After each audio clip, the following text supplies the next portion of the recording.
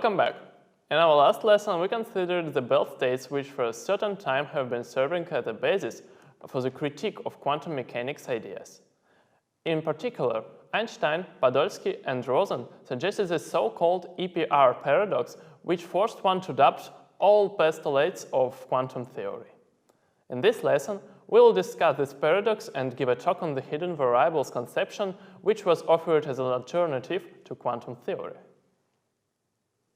It has to be said that nowadays quantum theory is generally accepted.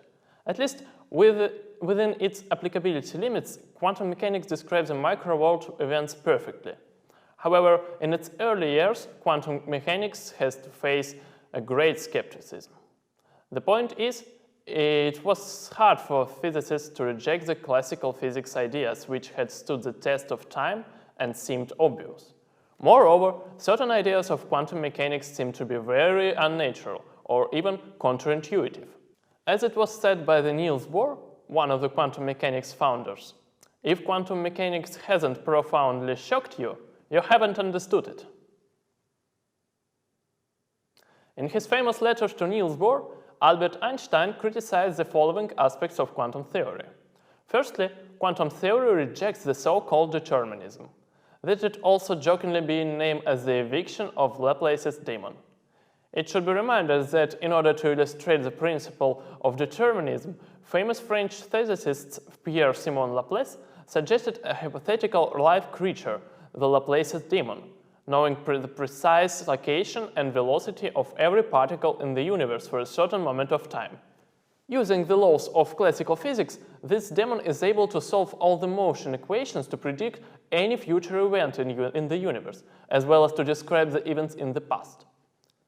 It can be stated that the Laplace's demon, representing fundamental determinism of classical physics, rejects the existence of truly random physical events. In other words, there is no chance in physics, and any given event yields certain consequences. Instead, quantum mechanics is based on a probabilistic description of events in the micro-world, i.e. random processes are its intrinsic part. For example, suggest we have 5 radioactive nuclei, and some 2 of them decayed. According to quantum theory, this decay is a truly random event and does not depend on any past events. By contrast, Laplace's determinism states that certain past events lead to decay of exactly these 2, but not the other 3 nuclei. The second aspect of quantum theory which was criticized by Einstein is the dependence of observable objects' properties on the means of observation. It means that if someone measures an observable of some particle, he will obtain different results depending on the instrument that he used for this measurement. By analogy with the relativity theory, Vladimir Alexandrovich Fock called this the relativity to the means of observation. Niels Bohr gave it a different name, principle of complementarity.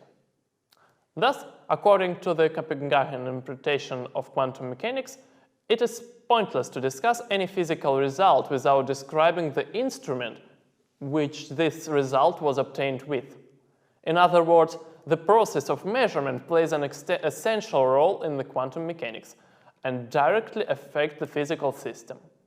Instead, in classical physics, all processes flow on their own.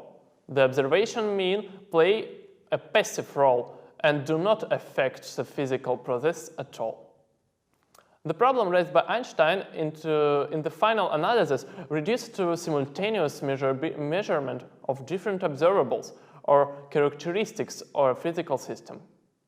By simultaneity, we actually mean that these measurements go immediately one after one.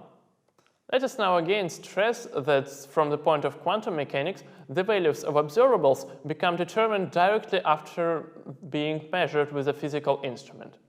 Within the measurement of an observable L, related to a certain quantum system, the instrument decomposes the state's quantum state in the basis of macroscopically distinguishable states.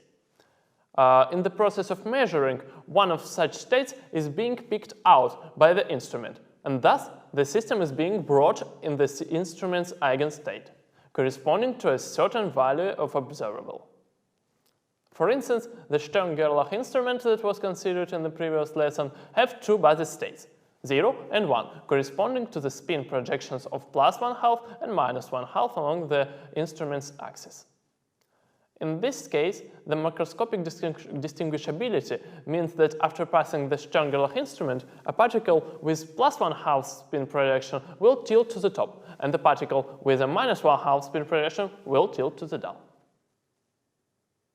We recall that if two instruments that measure the observables L and M in a certain physical system have the same basis, then apparatus corresponding to these observables commute, i.e. they can be reordered. The measurement of such variables can be done in any order.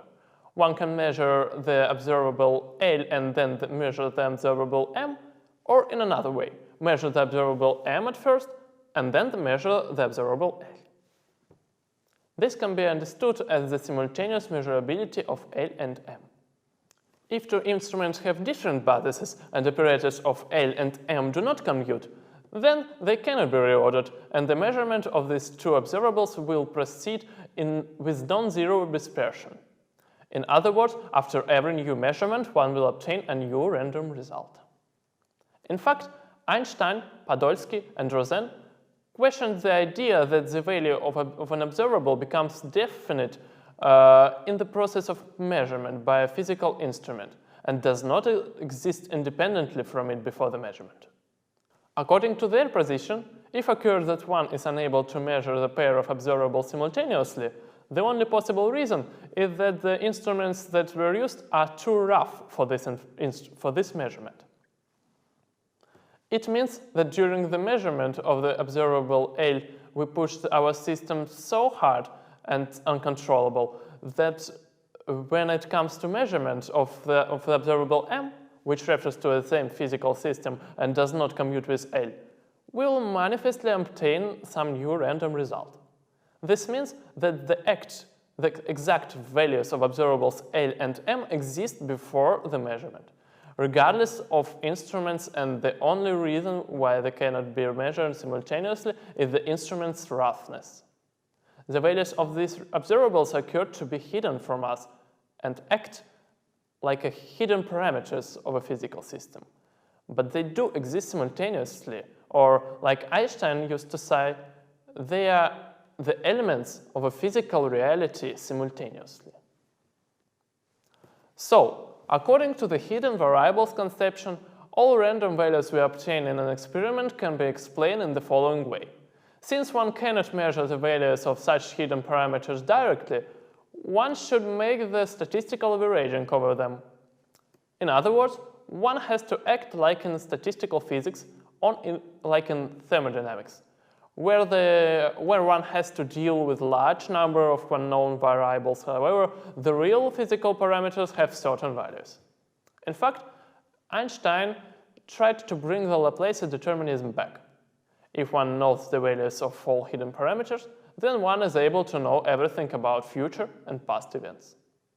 In order to confirm the ideas, Einstein, Podolsky, and Rosen suggested an experiment that doesn't require direct physical measurement of an observable to obtain its value. Let us consider the setup for such an experiment presented on the slide. We consider two fermions prepared in such state that their total spin is equal to 0, or in the Bell state beta 11. We use a Stern-Gerlach instrument for measuring the spin projection of a particle along the z-axis. As soon as we got the spin projection for a particle measured, we instantly know which spin projection had the b particle. It follows directly from the fact that our system has a total spin of 0. Now, after we have obtained the value of spin projection for a particle, let us take the second Stern-Gerlach instrument for the measurement of an x spin projection for a particle b. In this way, we will get the two spin projection, x and z, for the particle b. So it seems that we have measured two non-commuting observables in certain physical system, contrary to quantum mechanics. We recall that in quantum theory, the apparatus corresponding to different spin projections do not commute. This means that according to quantum theory, these observables cannot be measured simultaneously, and at a certain moment of time, the exact value for only one spin projection exists. Of course, this is correct except for the trivial case of particle with zero spin. So, quantum theory states that there is no paradox. Within the measurement of an X spin projection, the B particle sort of forgets which spin projection on the z-axis it has before. Thus, we now have 2 points of view. In order to find out which one out of these 2 conceptions is correct, an experiment is needed. The 2 conceptions should make different predictions on the experiment results for a certain observable. Once it is done, one should compare the experimental result with these 2 predictions. The experiment can be realized by checking the so-called Bell inequalities. We will discuss them in our next lesson. Thank you for your attention. See you next time.